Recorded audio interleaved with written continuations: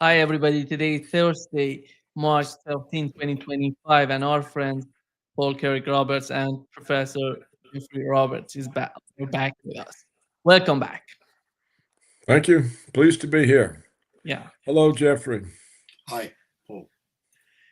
Let's get started with the reaction, with the response coming from Putin in responding to what has happened between the Americans and Ukrainians. A ceasefire, a 30-day ceasefire. And Paul, how did you find the response of Vladimir Putin? Well, you never know because we're dependent on reporting, and the reporting is often very poor and incorrect. But if I understood what Putin said, he says, what is it about the ceasefire? We need to clarify what this is. Because Putin is hearing from inside Russia that it's not usually the victor that asks for a ceasefire and or has any interest in a ceasefire. All reports that we have, if they're correct, is that the Russians have retaken 86% of the Ukrainian incursion into Kursk and have the remnant of the Ukrainian forces there entirely surrounded.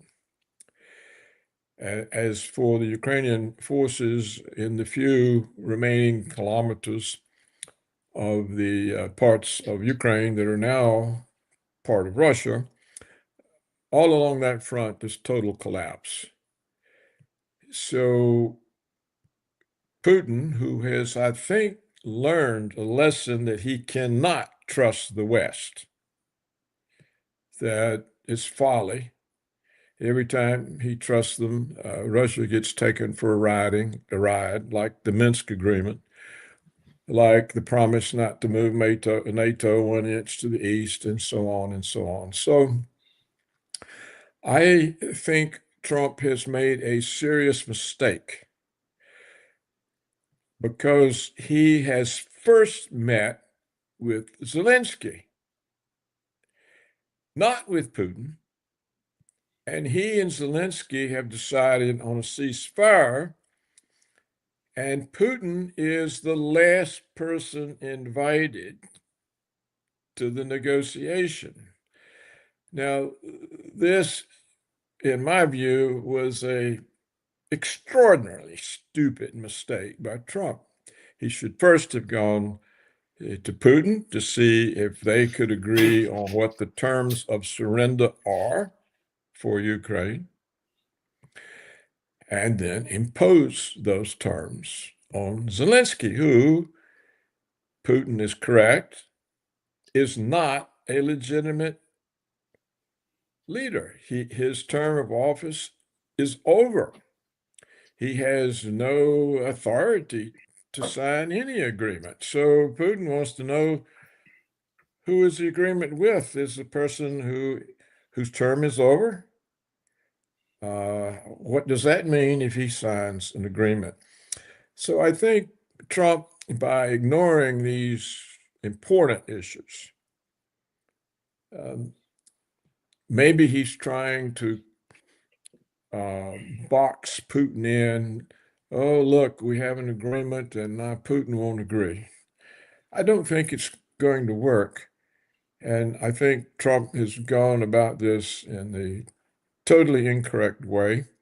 He should have met with Putin. He should have told Putin, look, I understand that this war is the fault of the United States. It happened because the Democrats stole my election.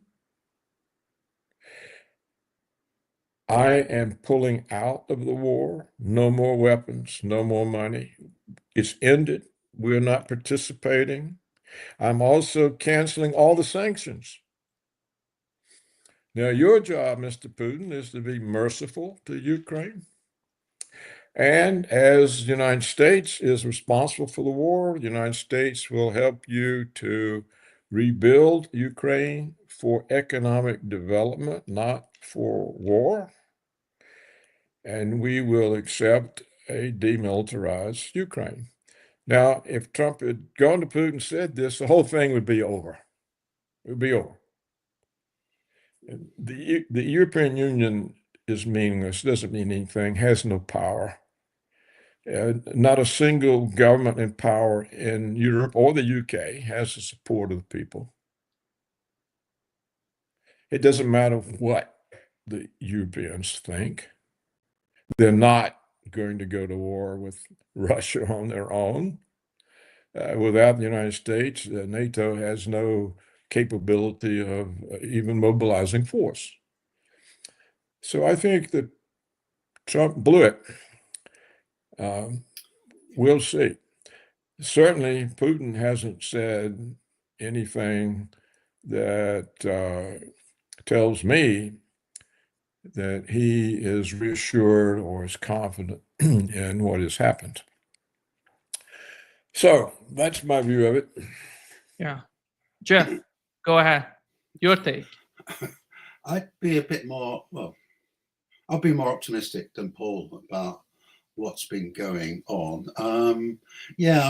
Trump did meet Zelensky first before Putin, but Putin also had that phone call. Sorry, Trump had that phone call with Putin, didn't he? Before, the famous fracas in the White House. And we've had these extraordinary statements from Trump administration officials. Rubio talking about we're in a multipolar world. Exmith at the Munich Security Conference saying, actually effectively conceding the two main Russian demands in relation to Ukraine. i.e. Ukraine is not going to be a member of NATO and it's going to lose a lot of territory. I think, I don't know.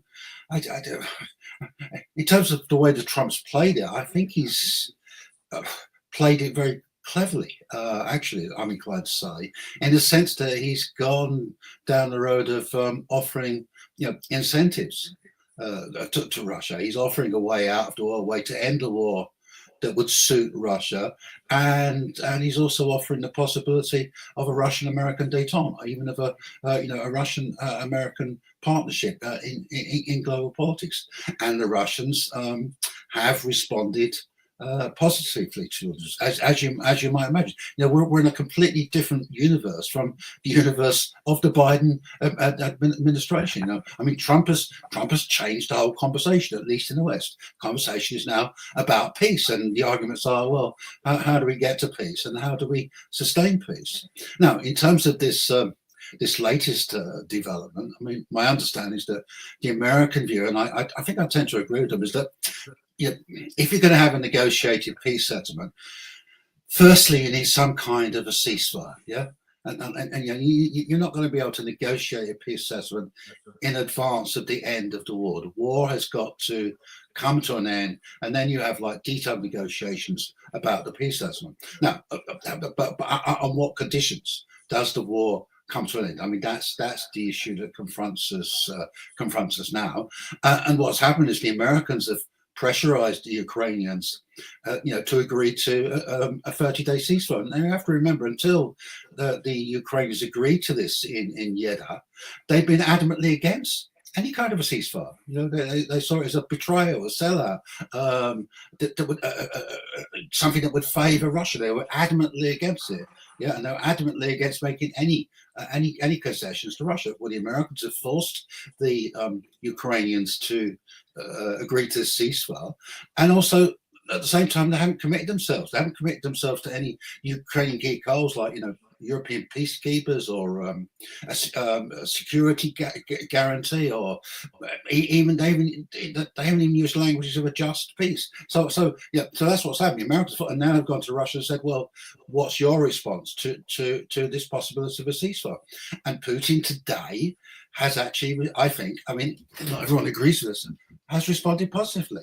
He said, yeah, we're in favor of a ceasefire, but there are some issues that we need to discuss. There are some problems that meet our that. There are some guarantees that we want. We want to make sure that if there is a ceasefire it becomes a permanent ceasefire and leads to a permanent peace. And we want to make sure that it's not just an excuse or a cover for Ukraine to recover its military position. And that's what's going to be negotiated. And I don't know what's going to happen next, but I'm assuming what's going to happen is that there will be further negotiations between the Americans and the Russians.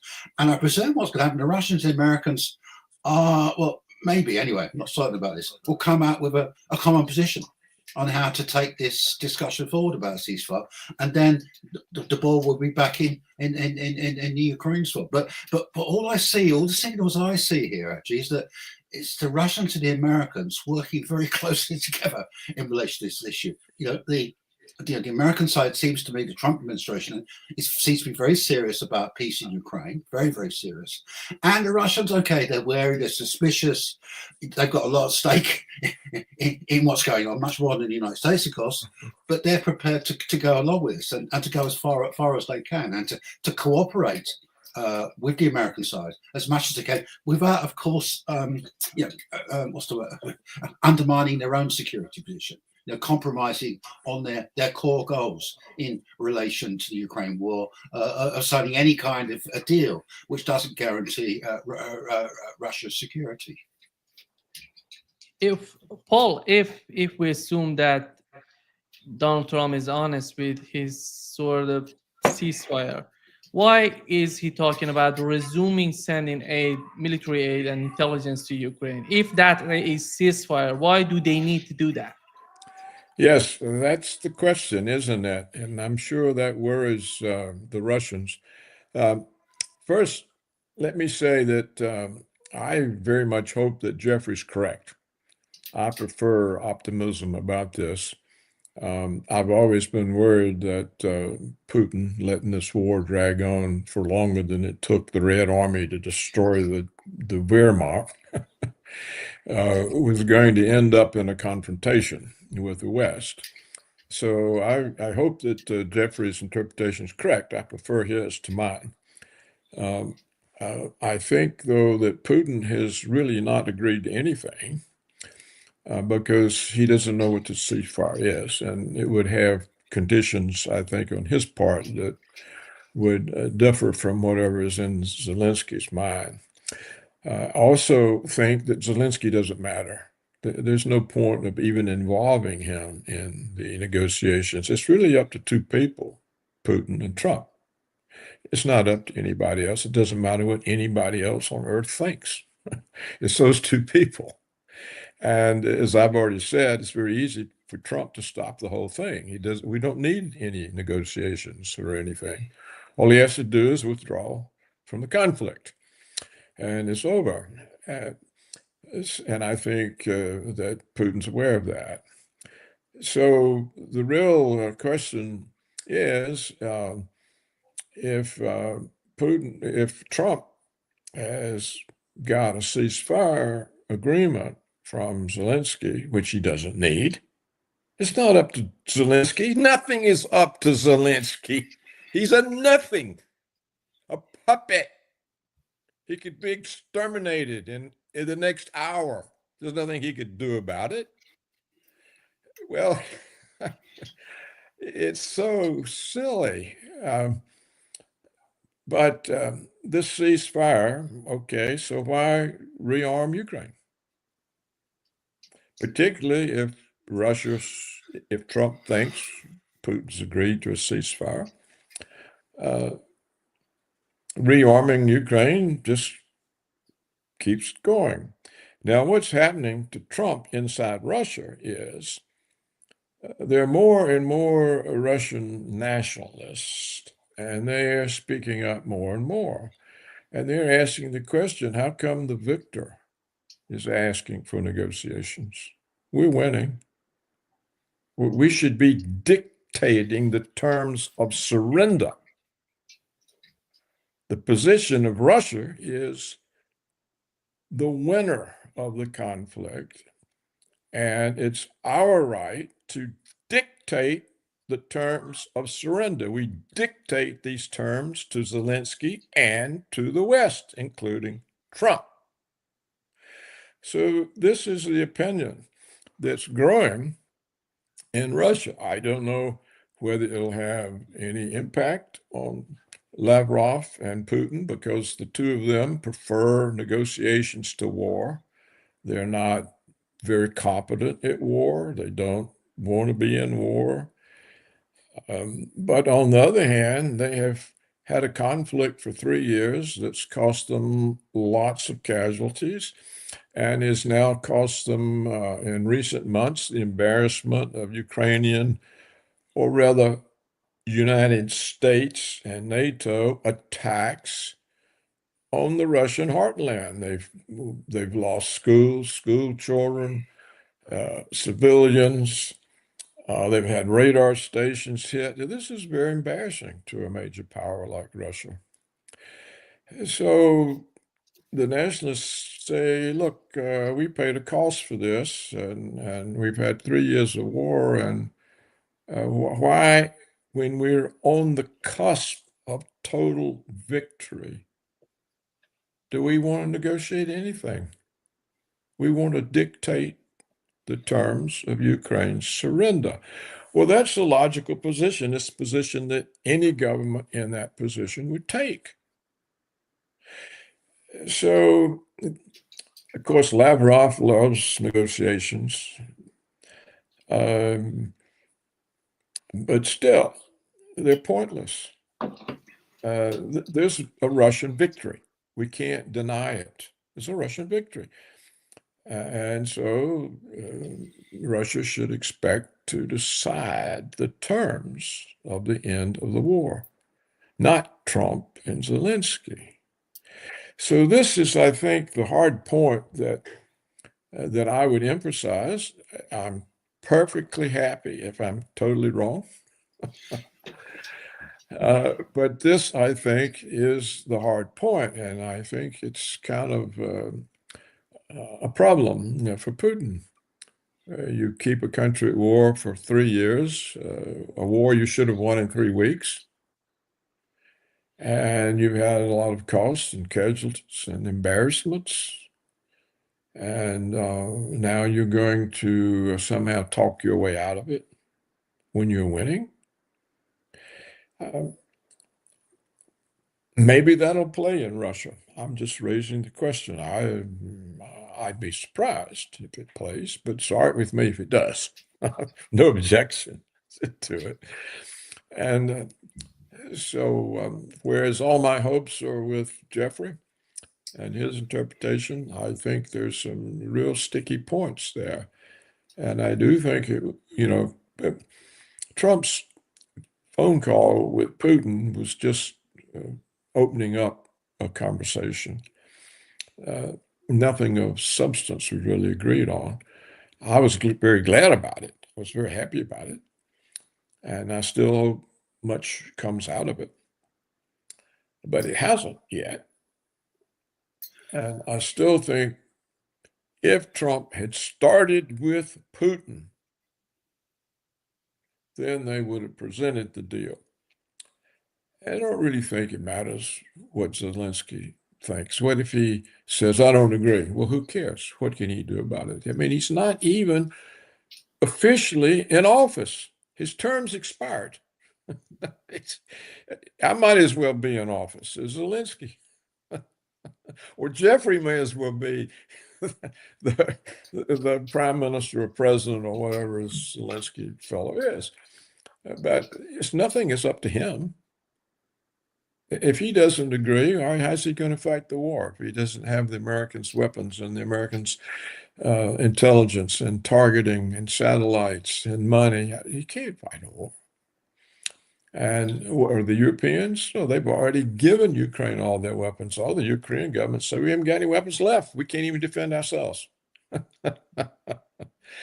So Zelensky is not in any kind of position to be able to negotiate with anybody. He's a zilch, a nothing. He has no power, no influence, nothing.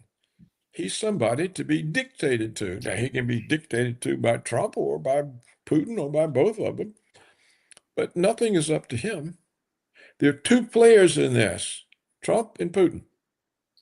There's no other players. It doesn't matter what I think, doesn't matter what Geoffrey thinks, doesn't matter what Nima thinks, doesn't matter what Rubio thinks or the National Security Council. It doesn't matter. It's up to Trump and Putin. It's not up to anybody else. Yeah, Jeff, here is one of the main concerns of Putin. Here is what he said. Is the ceasefire going to be used to continue forced mobilization, to continue rearming, to continue supplies of weaponry, to allow military units to regroup? But if nothing like this is done, then the question is bound to arise: how is control and verification going to go? Go ahead, Jeff. yeah. I mean, Putin is obviously concerned that any ceasefire will be used by Ukraine to rearm itself and build up its defensive position, build up its armaments, mobilization, and so on. So he wants to negotiate guarantees, conditions against that. That seems to me to be eminently reasonable position to take. I wouldn't see it as being an obstructive position. It's the kind of position Russia will want to take, particularly as it's actually winning the war, and any ceasefire will bring a halt to its to the march of the Russian army westward. Yeah, I mean, I agree with Paul. The two key players here are Putin and Trump. Everyone else is secondary.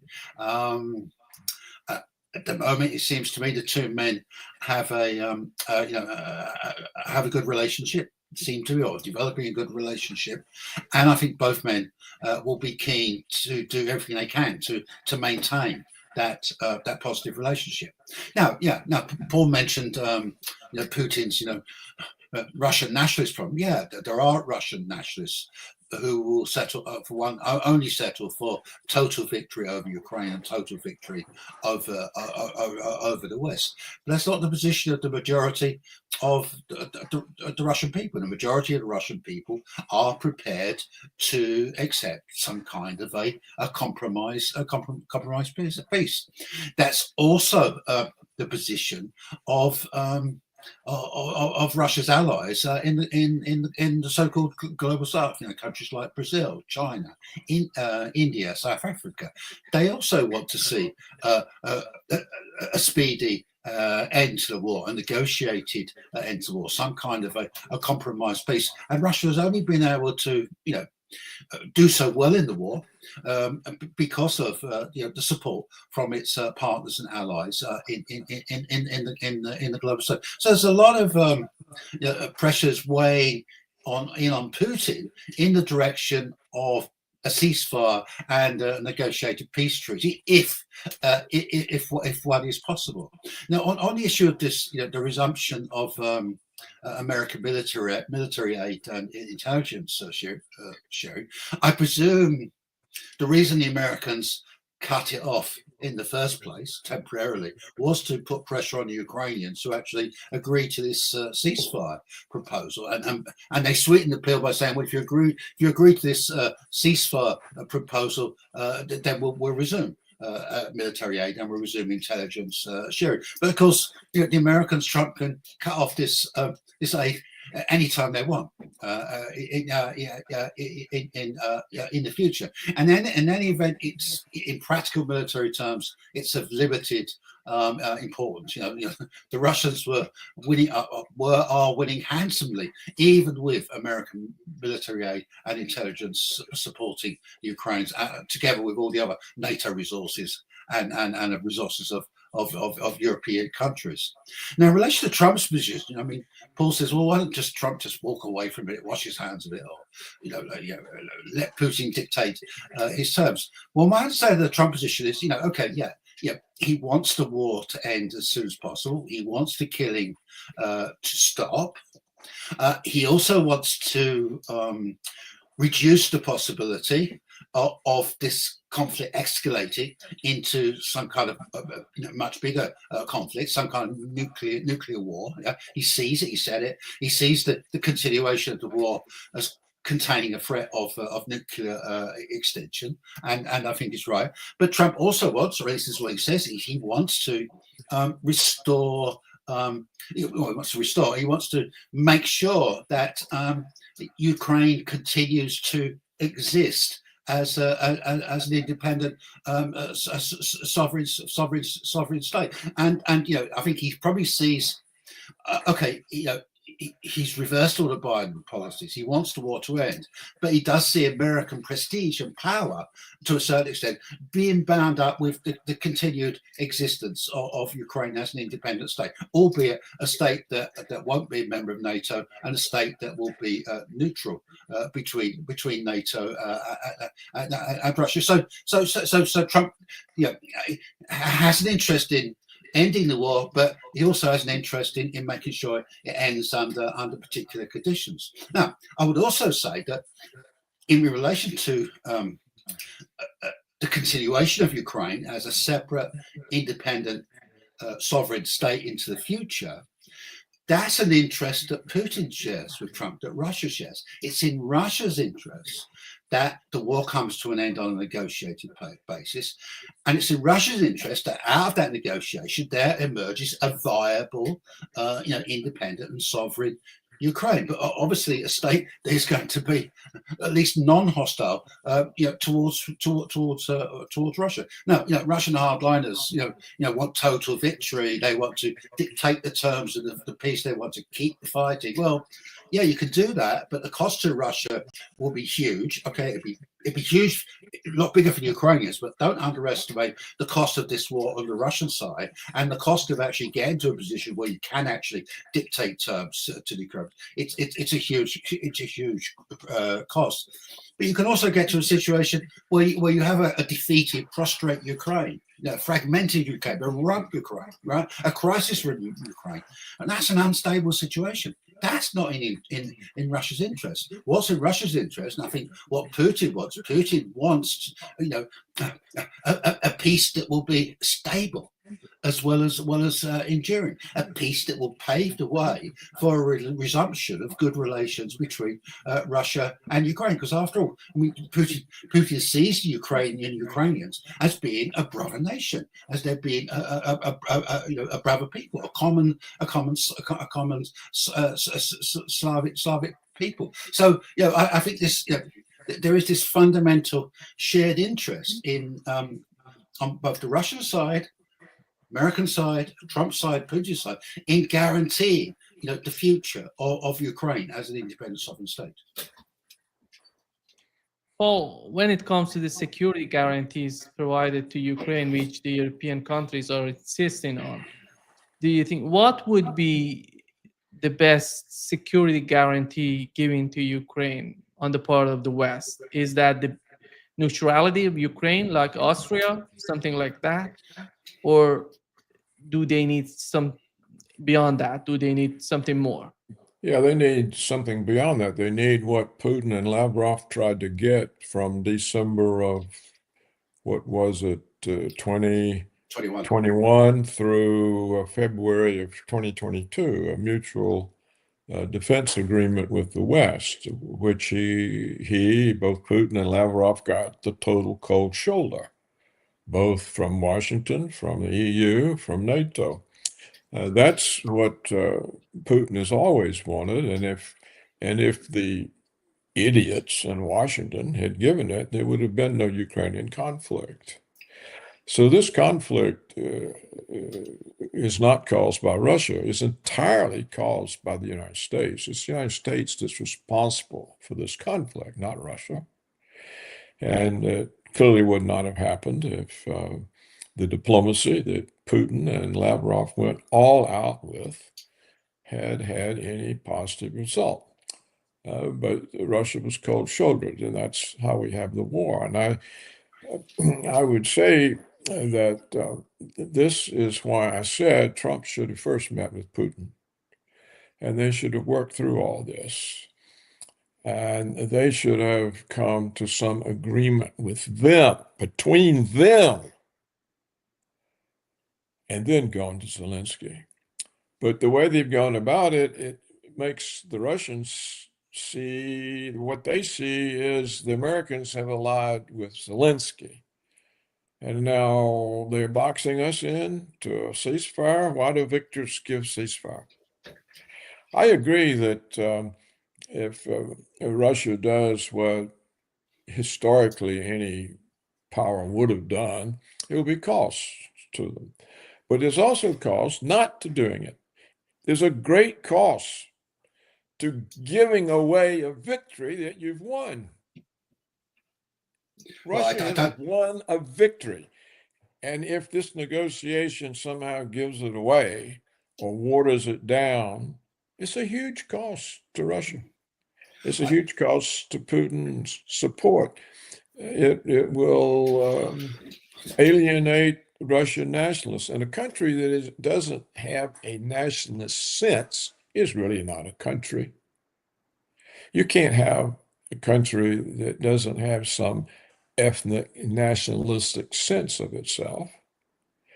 And so I think this thing is far from certain. I'm very happy if it happens exactly as Geoffrey says. It suits me fine. But this is far from certain. You have Trump's ego. First of all, why does Trump give a damn about Ukraine? Why does anybody give a damn about Ukraine? Ukraine, for centuries, is part of Russia. It's been an independent country for 30 years, created by the Americans, who enjoyed breaking up the Soviet Union. I mean, they got orgasms over this. They had a great time breaking up the Soviet Union. It was orgasmic for them. They just loved it. But Ukraine's history is part of Russia. It's been part of Russia for centuries. It's probably where it belongs. I tell you who cares about Ukraine. It's the Russians and Putin. They're the ones who care about Ukraine and really care about its future. And, Ukraine's future lies in ending the war, reconstructing its relationship with Russia. That's where Ukraine, because the Russians are going to be the only ones who are going to genuinely help Ukraine, rather than just play with it and just pursue their own interests, exploit it, or whatever that might be. But I don't think there's any question. There's no question whatsoever that Putin is going to hand away the Russian victory. I think he wants to secure the best victory that he can for Russia, and that's not necessarily pursuing the war to its very end and dictate terms. That's what might happen, but that's a very risky and costly course of action. And Trump winning the American election, the Trump administration has created a whole new situation and created a whole series of new opportunities for Russia, not just in relation to Ukraine, but globally. And of course, Putin is going to explore the possibility of working with Trump and his administration to bring about a suitable end to the war. Now, just on the security guarantee, I think it's reasonable of the Ukrainians to say we need some kind of security guarantee, but the guarantee we're talking about is a guarantee of Ukraine as a neutral state. Yeah, it's guaranteeing Ukraine's neutral status. I think that is the issue. And that, if you pose it in that way, then automatically what's excluded from that is all this talk about European peacekeepers or a European guarantee of or NATO guarantee of Ukraine's future security. All that talk, all those proposals are just devices to get Ukraine into NATO by the back door, to NATOize Ukraine. That is not going to happen. I mean, I think one of the most fundamental conditions I think Putin's going to have before he agrees to this ceasefire, it's got to be absolutely clear that when the peace treaty is signed, it's going to include Ukraine's status as a neutral state. If it's not, if that's not in it, then there won't be any ceasefire. There won't be any peace negotiation. So the issue is, what kind of security guarantee there can be of a neutral Ukraine. Now, actually, the problem here is, and it's the Trump administration creates all kinds of opportunities in relation to ending the war, but also there's a fundamental problem.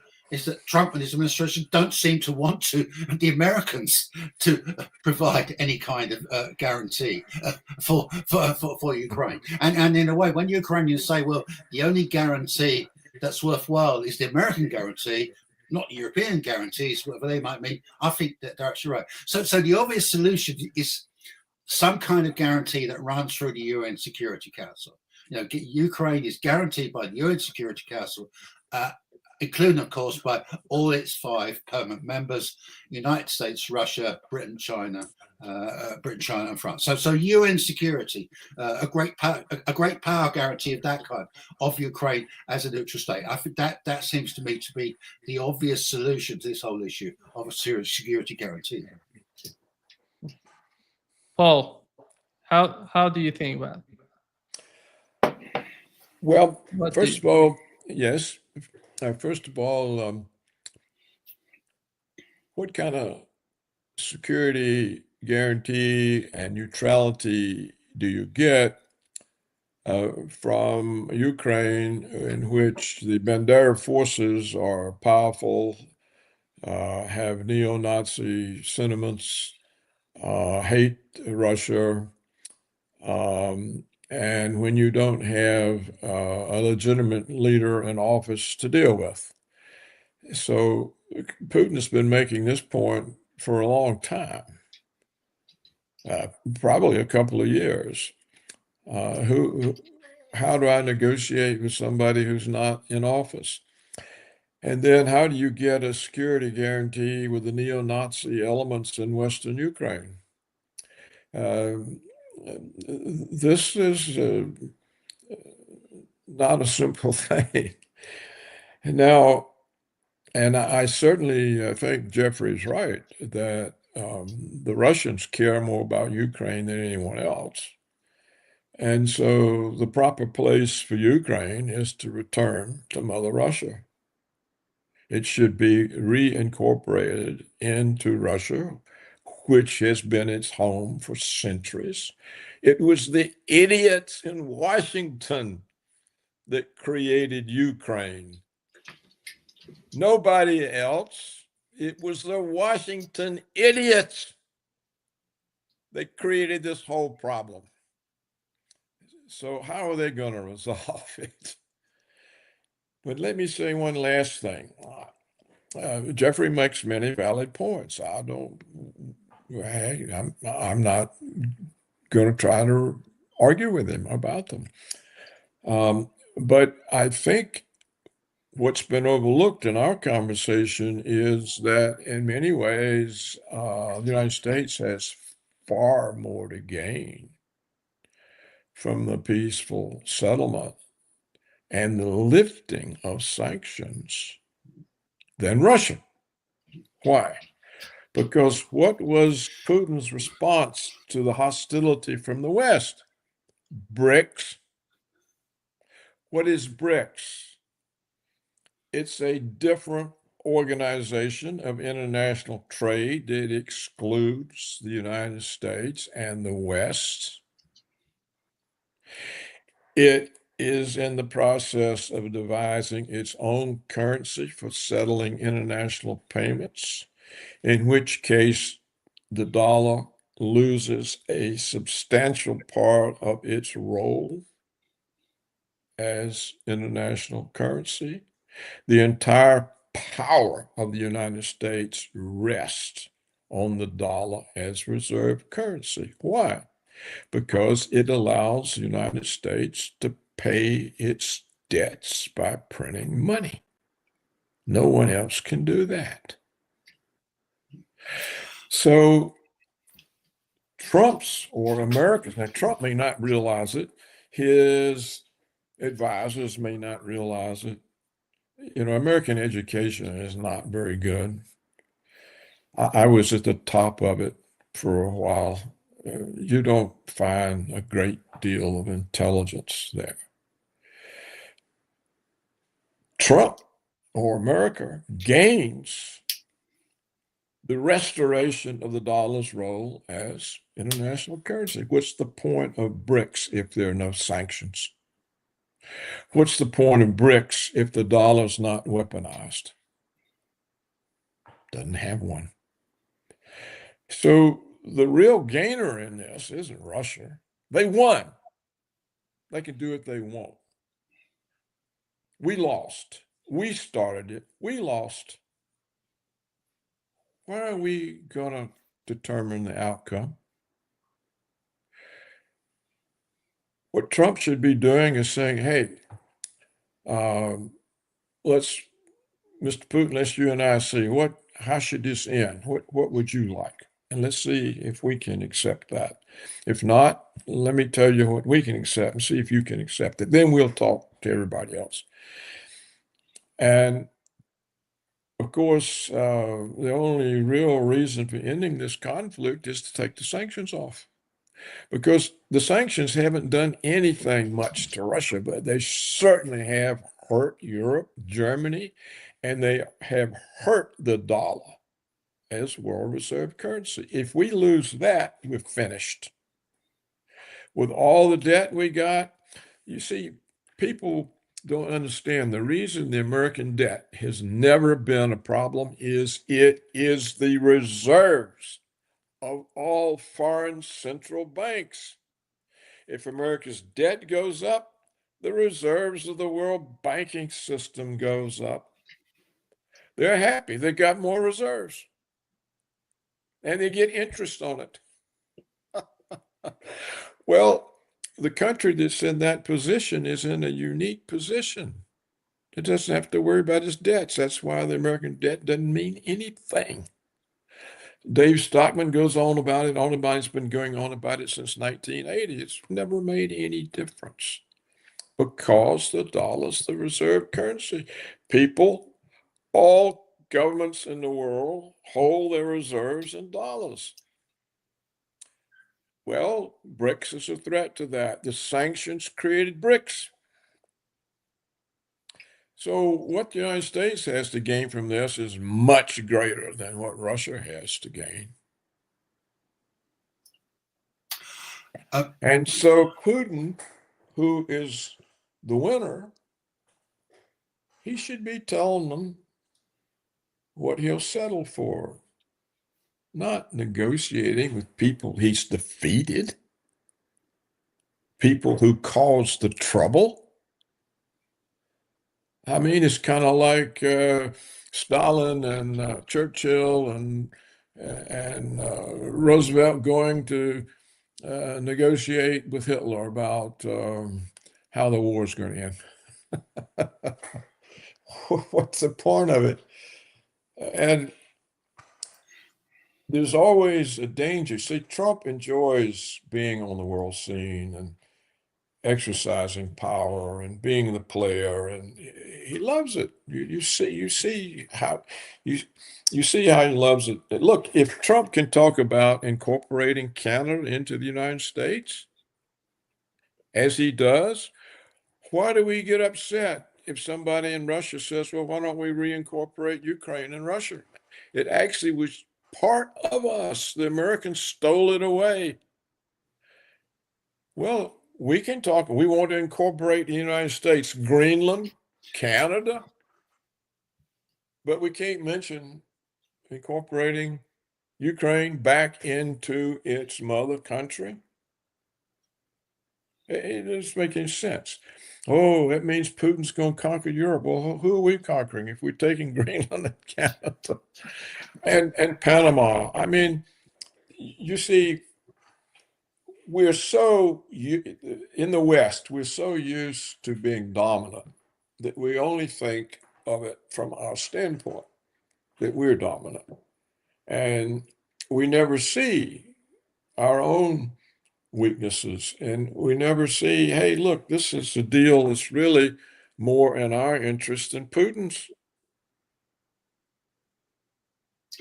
If we lose the dollar as reserve currency, or we lose half of the role, we're going to start having problems financing our debt, because if a central bank's not holding its reserves in dollars, it doesn't need U.S. Treasury bonds.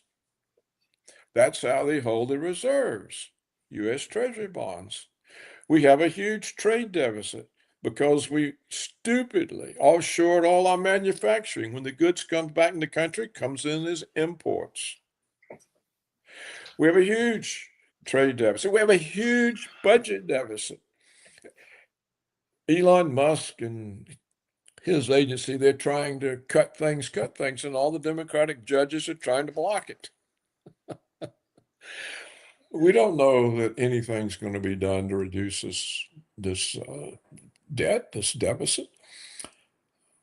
So we're playing with fire when we put sanctions, which scare people away from using the dollar as their reserves. Look, we stole the Russian central bank reserves that they held in dollars. We stole them.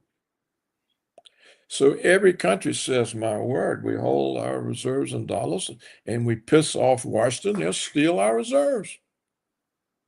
And so, we're not going to hold them in dollars. And so the dollar starts getting weak, and people start fleeing it. And when they flee the dollar, they flee the equity market too. And you can see a huge blow up on Wall Street. All these things are really there. They're really there. But of course, we don't see them because we're so goddamn powerful and important. And we're used to telling people what to do. Well, maybe we'll get away with it again. We might get away with it one more time. But I just I don't know what's going to happen. But I'm just saying, we can't assume everything's worked out and it's just a question of a couple of people deciding and each one giving this and giving that. We don't know what's going to happen. And that's why Trump should have met with Putin, say, hey, we're out of this. Sanctions are off. Your job's to be merciful to Ukraine. And it would have ended. It'd be over right now. It'd be over right now. It'd be over right now. That's all he had to do. He didn't do it. Why? I don't know. Maybe he didn't think of it. Maybe his advisors didn't think of it. You know, I've been up in the government, up there, high, and people don't think of things that are obvious. There's nothing unusual about not thinking. It's characteristic of governments.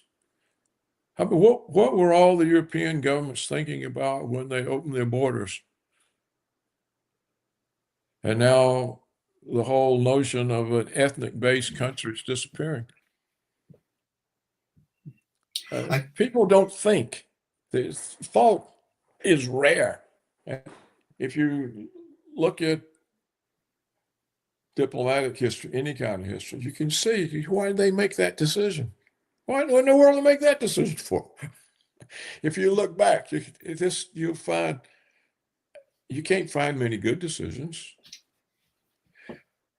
Well, I want to stop. I am turning into a rant. I just want to say again, I'm not arguing with Geoffrey. I hope Geoffrey is right and everything that he says is the better description than I've given. But I'm just saying these things are there. Maybe they're not worth much weight, but they are there. If they are weighty, they'll have an impact, and it's not going to be as easy. And it would have been easier to avoid them by Trump and Putin meeting first, making the deal, and then taking it to the person who has no choice but to accept it. That would have been a surefire way of winning this, getting it over with, and it would have brought Geoffrey's points of view sooner and clearer as the events. So that's all I have to say about it. Jeff, go ahead. I'm one of those people who regrets the collapse of the Soviet Union. I think it would have been far better if the Soviet Union, post-communist Soviet Union, had continued in some form as a multinational state, including, of course, Ukraine. But as Putin has said on more than one occasion, anyone who doesn't miss the USSR hasn't got any heart. But anyone who thinks you can bring it back doesn't have a brain. So yeah, sure. If the Ukrainians want to reunite with Russia at some point in the future, I'm sure the Russians will welcome them with open arms. But it has to be a Ukrainian choice. And the Ukrainian choice at the moment, the majority of Ukrainians anyway, is that they want to have their own independent state. And Putin, people say that Putin wants to destroy Ukraine completely. That Putin doesn't think Ukraine is a real country. All that kind of thing. It's completely wrong. Putin also wants to. Sorry. Let me just make this one point. I apologize for interrupting you. I'm not at all convinced the Ukrainians made the decision to have their own state. There was a Ukrainian lobby in Washington. It was very small. I don't know what support it had in the Ukrainian people. The decision was made by Washington, not by the Ukrainian people. Washington made the decision to break off, just as they broke off all of Central Asia, Kazakhstan, Uzbekistan, all of that. And as they broke off Belarus, this was an intentional American foreign policy to break up the Soviet Union, just as it is still. It is still the policy of the neoconservatives to break up Russia. They want Russia broken up. They want the Russian Federation broken up. This is still the policy of the American neoconservatives. I think they're out of it for now, but we don't know what's going to happen. Trump has 4 years, maybe only 2, depending on the midterm congressional elections. He may not have another day. He may be assassinated. We don't know who gets in next. We know the media are propagandistic. They never tell you the truth about anything. We don't know how the American people will be misled. We don't know who's going to be there next. So this whole thing is far from over. Trump could come in there and then all be different in 2 years or in 4 years. So we just don't know. And I think there are people in Russia who are concerned about these aspects. I get interviewed tremendously from Russian media, and I get to talk to them, and I get to see how they're thinking, what issues are. And so this is still wide open, and I would not bet my life that the creation of Ukraine for the first time in history as an independent country was a decision of the Ukrainian people. That's really all I wanted to say, and I apologize for interrupting you, and I hope you continue. Well, I think at the time, to break up the USSR was very much a political kind of carve up of the leaders of then leaders of Russia, Ukraine, and what became Belarus. But at the same time, there was quite a lot of support within Ukraine for independence of some kind. Whether it constituted majority support, I mean that's contestable, and certainly in some parts of the country, in Crimea and in eastern Ukraine, they were against separating from Russia. But be that as may, Ukraine exists, and what I was trying to say, I don't think Putin has any desire or ambition to stop the existence of an independent Ukraine. What he's concerned about is to make sure that, we said it many times, is that he doesn't want Ukraine to be an anti-Russia state. That's his fundamental point of view. But going back to the point that Paul made earlier about the neo-Nazi ultra-nationalist problem within Ukraine, I think this is a very, very valid point. In a way, it's one of the thorniest questions to actually resolve in terms of actually making a ceasefire work, making a peace agreement, and making the peace agreement stick. And I'm sure that will be part of the discussion that Putin and the Russians are having with Americans about this ceasefire and the prospects for a peace agreement. And there's no kind of easy answers to it. Yeah, I'm sure Putin, certain demands will be made, and certainly the Russians will be very strong on protecting the ethnic Russian minorities within Ukraine. Yeah, for sure. But I mean, kind of say ultimately, this problem, the neo-Nazi problem, the extremist nationalist problem, is a problem that the Ukrainians are going to have to sort out themselves. It's their problem, and if they don't sort it out, then they're not going to have any friends. Not going to have Russian friends. Not going to have Western friends. Then I think that if they don't sort it, then the future existence of an independent European state will be very much in question.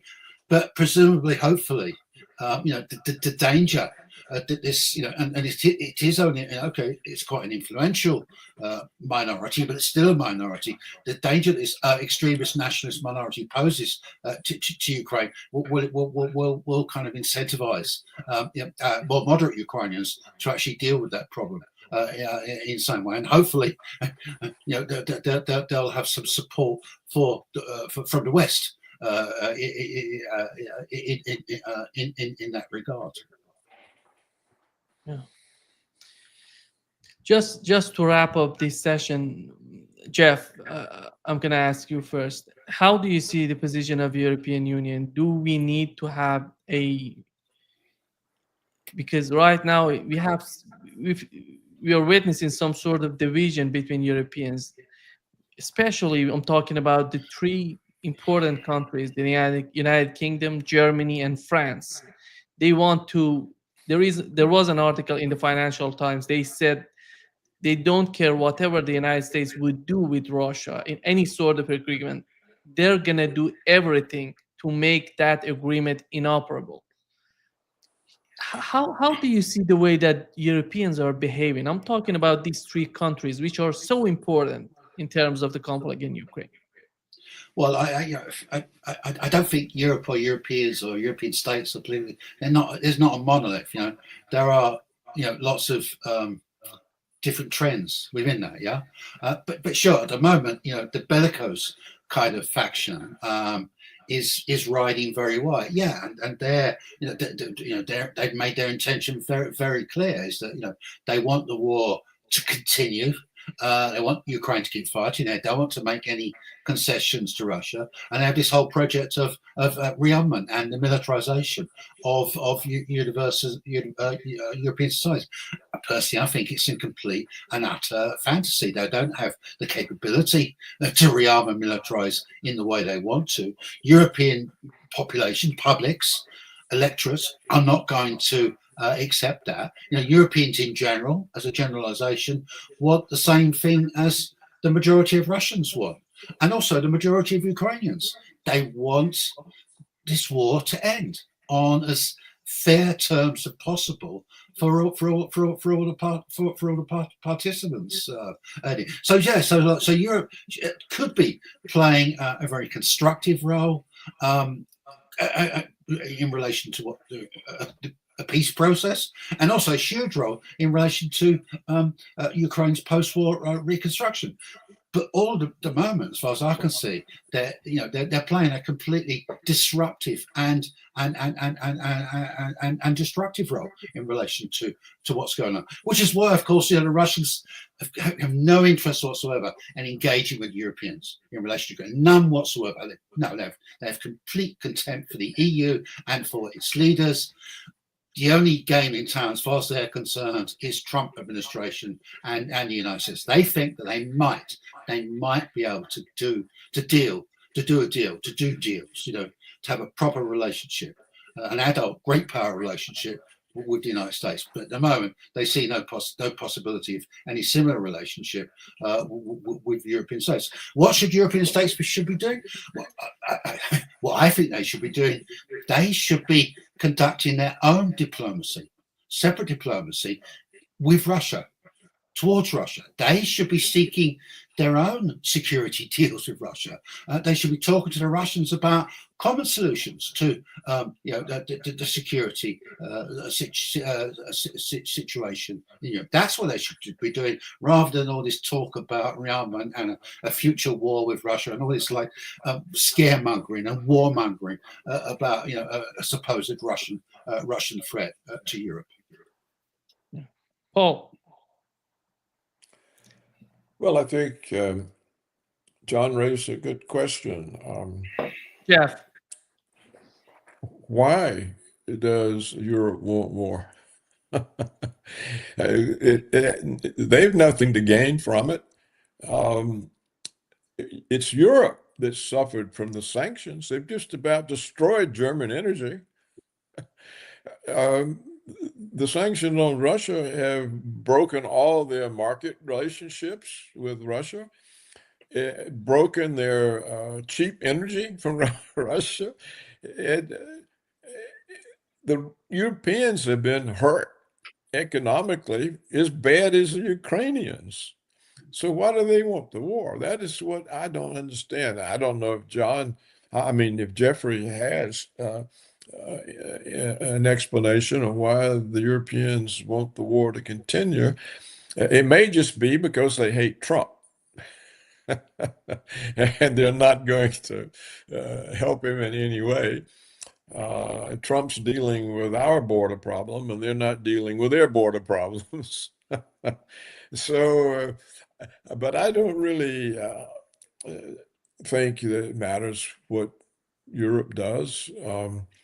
I agree with Geoffrey. If the European leaders had any sense, they'd be dealing with Russia, saying, all this conflict between us, what is it about?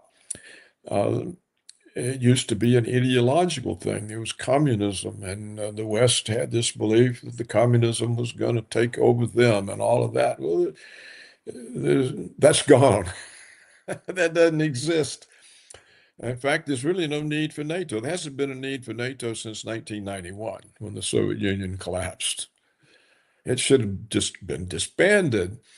But the American neoconservatives saw an opportunity. They said, look, the only constraint on American unilateralism, the Soviet Union, is gone.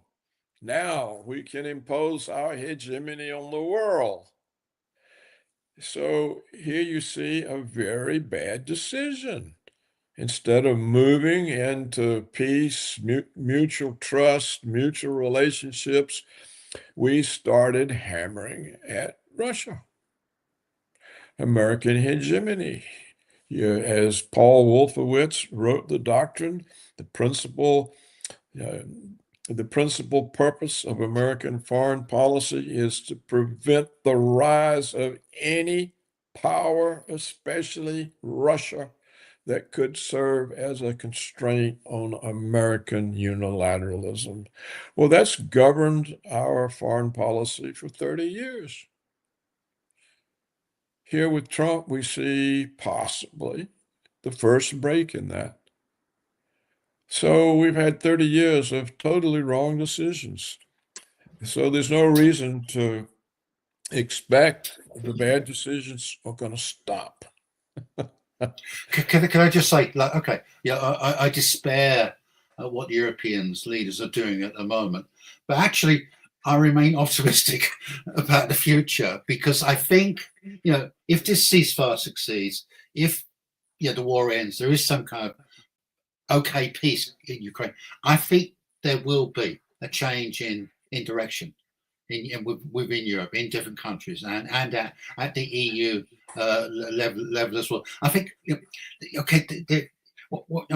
so there is this this rabid kind of like Russophobia, and it's a long-term historical phenomenon, right, which rears its ugly head on a periodic basis, but it's actually quite superficial.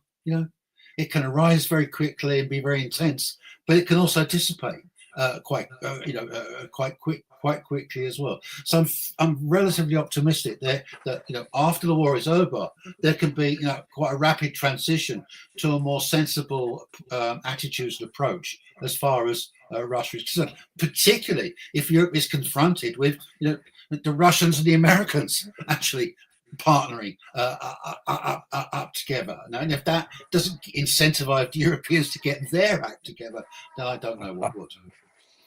Yeah. Thank you so much, Paul. And I think we're running out of time here. Thank you so much, Paul and Jeff, for being with us today. Great pleasure. It was a very helpful and constructive discussion with you both. Thank you so much. Good to meet you. Yes.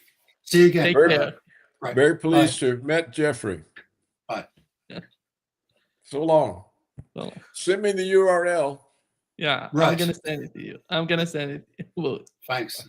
Take care. Bye-bye.